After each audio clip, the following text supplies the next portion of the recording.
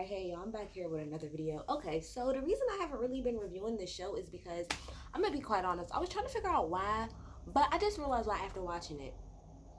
I don't have 2 hours to be sitting up here wasting my time. I just really don't. Like, I don't feel like this show needs to be 2 hours. And I think I said that like last season too. And I think I also said last season when I reviewed that if they was gonna continue to do these 2 hour shows, I didn't know how much longer I was gonna be able to review them. Like, that's a lot of fucking time for not a lot of shit to be happening. Like, I I understand like this is probably one of the most like popular shows that y'all have, so y'all trying to get y'all ads revenue where y'all can and get it all out. But it's like y'all literally be wasting our time for a whole hour. Like, Lord knows I love Amani and Woody, but y'all really spent like almost 15 minutes on a section of them talking about a fucking dog. Like, I want them to cut this show down from being 2 hours to an hour so that I can digest it more easily, and I don't have to feel like I'm being fucking pulled through the damn mud. It is a journey watching this fucking show. It's not that it's bad, but it's just extended out for no fucking reason at all. Okay? So, and no, I'm not sitting in my chair. Don't fucking feel like it. I'm sitting on the ground. Um, Sitting on the floor. So, I guess we'll go couple by couple. Let's start off with who had the least going on. Amelia and Bennett as normal, you know, they still doing good, they still cute or whatever. And the only problem, which is the same problem that happened, now mind you, I haven't watched this shit in a while, but I come back and it's the same thing like that was going on a couple weeks ago. The only problem that they're having right now is the fact that, you know, about her and her residency. Like, she might, maybe I should move a little bit. She might, you know, for her residency, she's probably gonna have to move away somewhere. And the question right now is looming over is like, is he gonna move with her whenever it is that she goes? Oh, this episode, sorry, was about sex. That's pretty much what it was about. The Dr. Viviana came over and talked to everybody about it. I don't even remember if she came and talked to Amelia and Bennett about it. Maybe she did. I think maybe I don't even remember if she did. I think they had like uh um what's it called? The little exercises, but I don't think Dr. Viviana actually came to talk to them. Now that I think about it, I think she only really went to go talk to a few people, probably the people who's having the most problems with that. So yeah, so they're fine. Then I guess we can move on to Karen and Miles, I guess. Okay. So Karen and Miles, they talked to Dr. Viviana, and Karen pretty much is saying that it's not that she doesn't want to be like intimate or affectionate with him. It's the fact that she don't want to have sex with him, and she don't want to like lead him on to think that she do. So for instance, like, she don't want to like kiss him or whatever, right? And then they start kissing, and then it start getting hot and heavy, and then he's thinking it's about to lead back to the bedroom, and that's not where she's at with it. I think this is probably, now mind you, I haven't been watching Married at First Sight for a really, really long time, but it's Dr. Viviana said that maybe they should take sex off the table altogether. Is that the first time that the doctors have ever like said that to a couple, that they should take sex off of the table until decision day? Now, how I feel about that, I mean, to each his own. The one thing that I will agree with that was clear at the end, like when they both said it, is that Miles is looking long term. He's looking past decision day. She's looking to see if she's gonna even like this nigga by the time the decision day hits. And that's why I think the majority of the friction a little bit is coming in. And I stand by what I said last time about Karen, and I mean it now. I thought this when I was watching this, and I could be wrong. I could be so wrong. But Karen gives me the type of woman that likes dysfunction in a relationship. And the reason I say that is because, number one, okay, you don't like when Miles is honest about stuff, because you've said that 1,000 times that it's weird to have a man be so honest about his feelings. I mean, that could be new for you, but it shouldn't be a weird thing that you're turned off by. when you're in a relationship, if you want to have a successful relationship, you need both parties to be honest with each other. Some people are going to be way more open in the beginning than others, but I don't like how she keeps trying to frame the fact that he is honest and vocal as a negative thing. I don't like that, because to me, all that shows me, like I said before, is the type of relationships that you've been in the past, which is why I say, to me, it seems like you like a messy relationship. Because even outside of that part, she said, after they had during their little meeting in her confessional, she said, well, look, everything is not going to be roses all the time, and there's going to be times where we're not getting along, so I need to see that. And she's been saying that since the beginning. And at first, I kind of got what she was saying, which is like, oh, well, things aren't always going to be perfect, so, I'm just wondering, like, when the other shoe's going to drop. But it seems like at this point, instead of you just going with the flow, you're looking for there to be you're looking for him to have a problem with you, because she even said it when they was in bed, and he said what he said about the whole age comment. She was like, yes, I want to know, like, tell me what bothers you. And I don't think there's nothing wrong with that, but Karen comes off really a lot of times like she just really like she wants to be in a dysfunctional ass relationship. It comes off like that to me. You don't want a man who's gonna be honest and open with his feelings. How do you expect to have any type of good relationship with a man who can't be honest and tell you how he feels? And then you are saying things can't always be great, so it's like, oh, I need something bad to happen to see if this is gonna work out. Like, no, just keep going with the fucking flow, and when y'all hit that issue, then y'all will hit it and y'all will deal with it. But it bothers me that she keeps saying, like, oh, well, things are just going too great. Like, you're literally complaining about things going too well, and you're complaining about this man doing what it is that he's supposed to do. It's very confusing, and it gives me like, you one of them females who you've been in bad relationships, so many bad relationships, that when a good nigga walks into your life, you are literally self-sabotaging. Like, that's what it gives me. It gives me self-sabotage vibes. Like, you are just so completely, like, going in the fact that this is probably a good man, and you're letting your past and all your past insecurities and the fucked up shit that you're used to in relationships hinder you from moving forward in this one. That's just my opinion. That's what I see.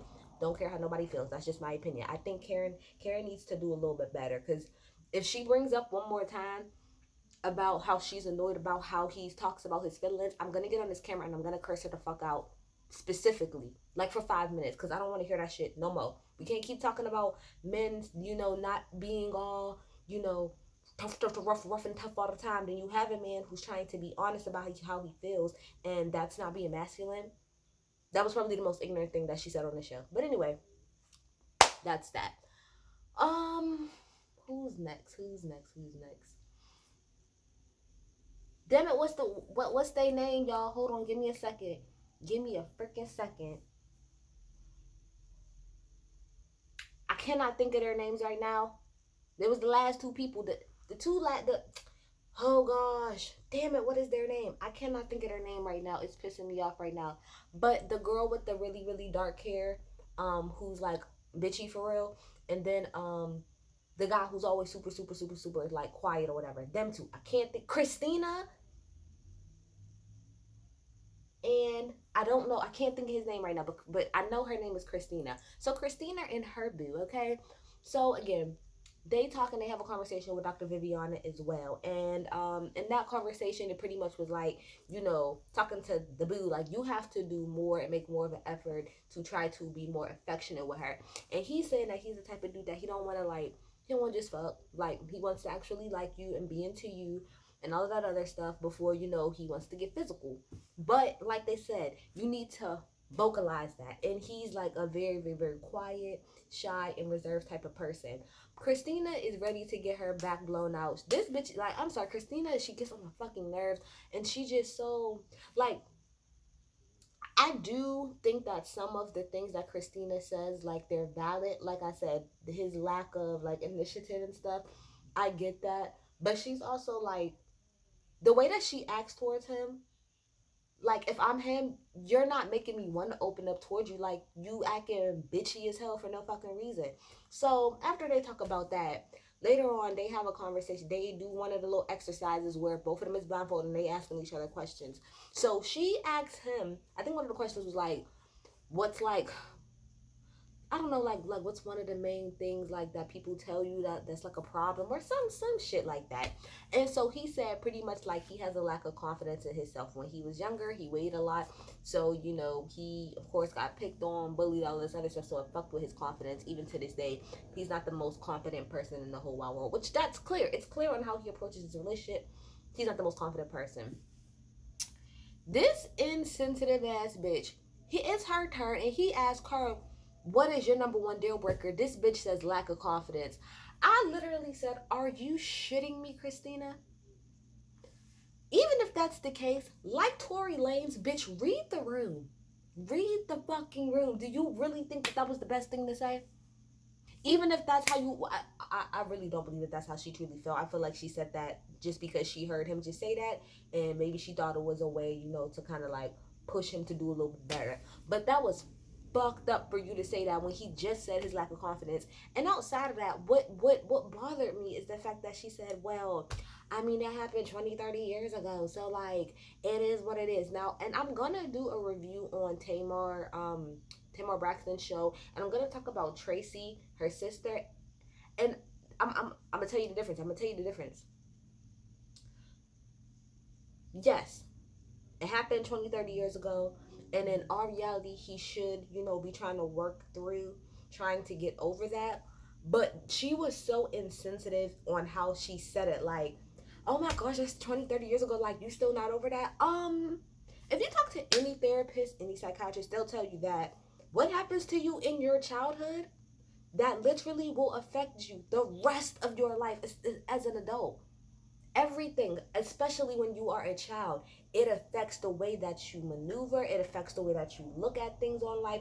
All of that affects you. And I do agree to a degree where when she says that he probably should make efforts to try to kind of overcome that. But as somebody who lacks confidence, let me say something here.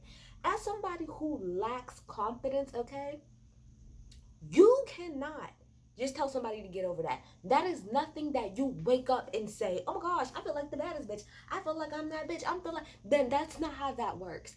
It takes years. I mean, years of work talking to therapists if you can afford to from your damn insurance. It takes time. And even now, me personally, I'm still not where it is that I want to be. One of the reasons it took me so long to even start a YouTube channel is because I hate hearing my own voice.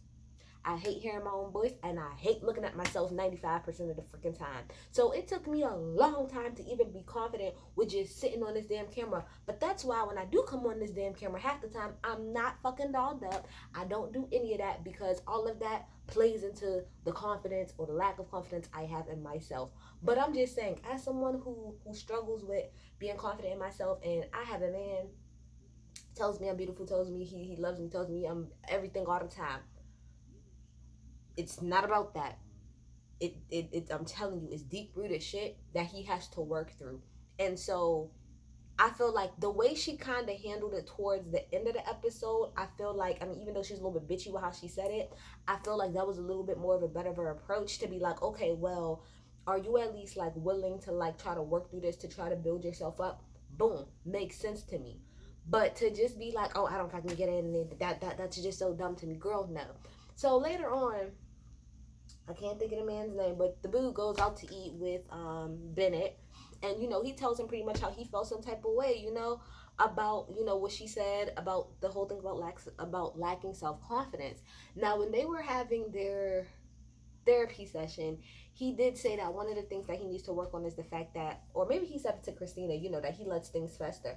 So when he got home that night, I'm sitting here saying to him, you better tell her how you feel. Nah, fuck that shit. Tell her how you feel. She rude. Let me tell you something. Christina is rude. She could be right in a lot of things that she say to him, but she's still rude as hell because it's how she says it. It's when she says it. She's rude as fuck. So she probably needs somebody to put her in her damn place.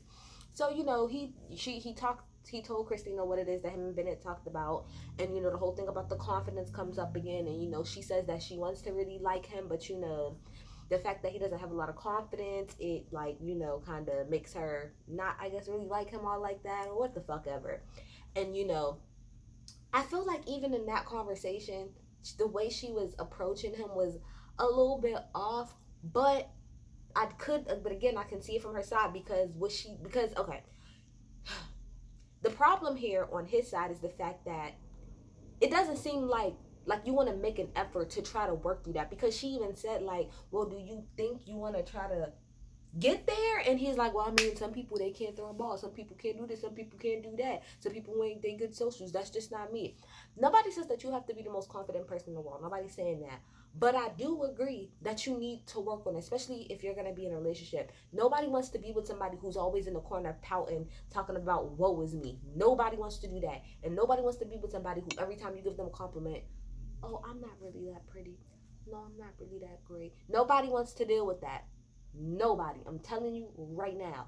So, if I was him, I would try my best to get that all together as best as it is that you can. Like you said, it's one thing. Like me, I'm not a social person. I know I'm here on YouTube, but in real life, I am anti-social as fuck. I'm very socially awkward.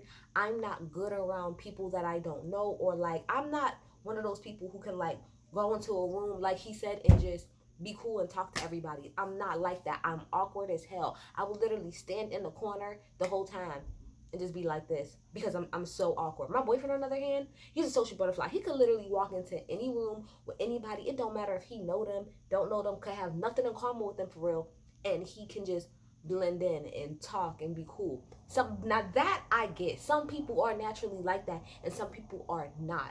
But the whole thing with the confidence thing, you can work on that, sir. You can work on that, okay? So that's them. Then let's see who we got next. Damn, I don't know none of these people name because I'm blanking the fuck out right now. I'm really blanking. Um, let's do Amani and Woody, and then we'll do the other couple at the very end because I cannot think of nobody's name right now. Amani and Woody. I petition that Amani and Woody get their own spin-off show. Hear me out. Hear me out. Hear me out. Hear me out. The amount of little cuts and stuff that they was doing towards them and every one of their little scenes, I'm like, bruh, I can see y'all having y'all own reality show. I'm going to petition for Woody and Amani to get their own spinoff once this is over. Even if it's not like permanent, can we give them like a 10-part, like series or whatever, or like a mini itty bitty series like after this is over, so that we can see like how they are with each other. Like, y'all know how they like checking on all the other couples. I don't want them to check in. I want them to focus on them. I love them together. I love their bond. Like, it just seems so natural. Like, even on camera, it just seems like they've been together for a long time. Nothing is forced. The sexual tension is almost always too much for me. I personally would like to see the sex tape. I would like it if it's available. I would like it. What did Monique say? I would like to see. I would. But outside of that, Amani and Woody, I ain't gonna even really talk about them because not much really happened there with them, other than, you know, Woody talking about how he's estranged from his father. You know, and that's really it. Like, nothing really big happened with them two. They ended the episode fucking, so I was here for it. And then finally we have, oh my gosh, what is there? No, I'm gonna figure out what their name is. Hold on, y'all. Y'all give me 5 seconds.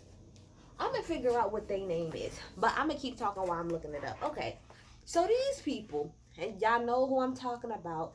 The last damn couple. Not the last couple, but the couple that keep going back and forth. Okay. The reason why I am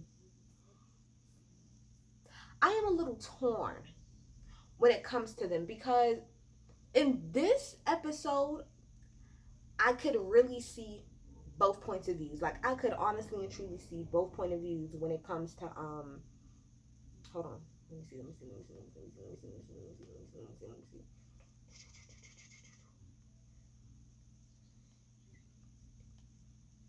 Nope, sorry. I'm still talking. Sorry, y'all. I'm really trying to look for their name. But the reason I was so torn on this episode, like I said, when I came to them, is because I really did see it from both sides. Like what everybody was saying, I could honestly and truly understand it all the way across the board. Okay, so they start off talking to Dr. Viviana, okay? And they start talking about, intimacy and stuff. And well, she says like, what's like y'all biggest problem right now? And they talked about moving and kids. Now, I guess one of the biggest problems is he owns like his property and she rents. And so they're kind of going back and forth on, well, you know, what is it that like, where should we move or whatever. And I think she was trying to say pretty much like, it doesn't seem like he's gonna be like willing to bend. Um, it doesn't seem like he's gonna be willing to bend as far as as far as moving, because he's just so damn set on what is it that he owns. Now, well, that's what his the other guy name was Henry. Damn it, that's what it fucking was. Henry. Good golly, Miss fucking Molly. Okay, but anyway, so I'm sorry, I'm still looking for the other person's name. So while she's talking about all of that, when she's talking about the house moving and stuff, he's like making like, I don't want to say weird faces, but it's like he's making, it is sarcastic, I guess. Like I never really thought about it as being a sarcastic look, but that is what it is. He was being sarcastic as fuck the whole time. Like she's talking and he's like, oh well, yeah, because I'm just stupid, to do equity. I'm just da da da. And I do agree with what she said. Everything's not time to jokey joke. Okay, this is not a fucking joke. This is our fucking lives, and all of this that you're doing. Nobody got time for that. We're here talking about serious ass shit. Nobody got fucking time for that. Okay, so then they keep talking again, like I said, keep talking, da da da da da. Actually, wait, where's his name? Where's his name? Brett, that's his name. There we go. Brett and Karen. There we go. Karen and Brett. Amen. So I'm sorry, I feel better about it now. Karen and Brett. So yeah. So after they talk about that, then they talk about intimacy and how she's not like a very intimate person. She don't really like PDA. She's kind of weird about having people be all close to her. So that's something that they have to work on. Cool. As far as the kids is concerned, sorry, because I didn't talk about that. I guess they have talked about her before. He really wants kids. She said that. She said maybe. Now I get what she's saying. She's like, I'm not. He's taking it as me saying no. I'm not saying no, but at the same time, you are. She is saying that might not happen, and I do think that is something. Like I know Dr. Viviana said like that's something y'all shouldn't really worry about, but it is something that y'all should worry about. Jenny Mae from The Real or whatever. That's why her husband ain't together no more, because one person came in thinking, oh well, that person's gonna change their mind about having kids, and then they never did, and then they couldn't deal with a marriage anymore. Y'all need to get that figured out, like for real. Need to get that figured out. So they go out to eat or whatever afterwards, and they talking about what's going on and all this other stuff. Now in this scene, I feel again like, what's her name? What's her name again? Damn it! I just had her fucking name. What is it? It's not Karen, because Karen is the other girl. Olivia. I said Karen. I said Karen and Brett. Bitch, it's Olivia and Brett. Sorry. Olivia and Brett. Olivia, when they was at that table, like I said, I think she did bring up a good point when she was like, well, I feel like when I'm talking, like you always trying to put it like this. You're always trying to make a joke out of shit, and shit's not all. It's not always a moment. It's not. Shit is serious, and you did it when we had the meeting with Dr. Viviana. So he, was like, well, that's not how I meant it to come off. All of this other stuff. Now, where I was confused with Olivia is, okay, she said how she felt, right? And he said to her, I can understand how you feel that way. And she said, well, how is it that I can feel that way? And her saying that, I think, was her trying to say, well, do you really get it, or are you just saying that you get it? But he did say, he was like, you told me how you feel, and I hear you. What more do you want me to say? I think that's the problem right there, Olivia. Olivia, you're wanting something that I don't want to say that you're not going to get, but I hate people. I'm sorry. And I hate people like, okay, like when I used to work in customer service, right? And somebody will call and say, hey, my internet's not working, right? And you'll be like, okay, you know what? I'm sorry that your internet's not working. let me go ahead and send somebody out there. I do apologize. Okay, yeah, but my internet's not working. Okay, I said that I apologize and we're gonna have somebody come out there. Yeah, but you don't understand, my internet's still not working. That's what Olivia gives me. Like, okay, I'm acknowledging what you said and I'm saying that we're gonna try to do better going forward, but you still want more from me. That part I didn't understand from Olivia. And even later on when they went out that night and everything was cool, calm, and collected, and you know, what I agree with what he said when she was like, well, do you think, like, are we in a good place or we fine? He said, yeah, we fine. Like, you said what you said and I said what I said, and we just going to take our foot, go forward, go forward, using our best foot or whatever. And she said the same thing and then was like, I mean, yeah, you can say that, but I don't feel like there's any resolution. Any resolution to what? You said how you felt. You said you feel like he's the type of person who's always sarcastic. So, like he said, all he can do going forward is to try to change that. What other resolution are you looking for? And that was my question to her. What resolution? Like, what in your head, Olivia, what was the resolution to that? How would you guys come to a resolution of that situation? Y'all are still learning each other. Life moves on. So all you can do is do better going forward. You can't, and I think that's probably Olivia's problem. It sounds like to me a lot of times you want him to go back and fix whatever it is that he said or did, and he can't do that. You got to move forward. You got to move forward. I hate people that do that. I hate that in any type of relationship when somebody tells you something that you did wrong and you apologize and you say, you know what, I apologize, I'm gonna do this to go move forward, and then that person still be like, okay, yeah, but you still did it. Okay, and you said it and I apologize and we're gonna try to do better going forward. What more resolution do you want, Olivia? What more resolution do you want? At this point, it feels, again, I'm not trying to say that a lot of the stuff that Olivia says I agree with, but it also feels like she doesn't want to move forward. It feels like she wants to sit and be stuck and being mad, which, girl, don't do that. Like, y'all learning each other. Is he an asshole? Yes. And his main problem is what she said, is that you try to make things a joke when, like, that's not called in every situation. And he tried to make an excuse, well, oh, just because I find like the humor and things. Okay, well, not everybody does, and there's a time and a place there for everything. You're a grown ass man. I hate grown ass men that act like that, like everything's a fucking joke all the time. It's not. It's not. It's not. So yeah, that's it. I'm done. Um, I'm not gonna promise I'm gonna be back here next week. If I got the time, that's more so what it is. If I have the time, I'll do it. But if not, I'll catch y'all when I catch y'all. All right, bye.